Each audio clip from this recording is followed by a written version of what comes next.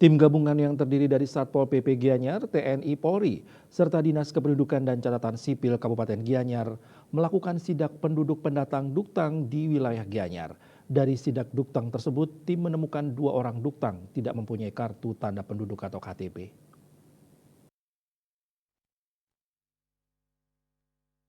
Kasatpol PP Kabupaten Gianyar Imadewate Jumat 29 Maret 2024 mengatakan, sidak Duktang ini melibatkan tim gabungan dari berbagai unsur dalam rangka operasi justisi Cipta Kondisi Agung 2024. Dasar hukumnya Permendagri nomor 74 tahun 2022 guna menciptakan keamanan, ketertiban, perlindungan masyarakat.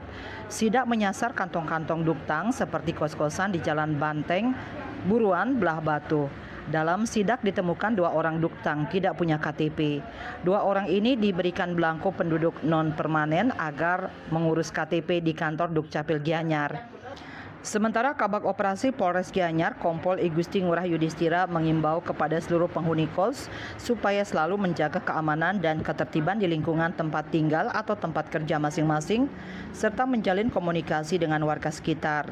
Dalam kegiatan tersebut, tim gabungan tidak menemukan adanya indikasi barang-barang berbahaya seperti senpi, handak maupun narkoba dan juga barang-barang milik kelompok radikal. Dan Pos melaporkan.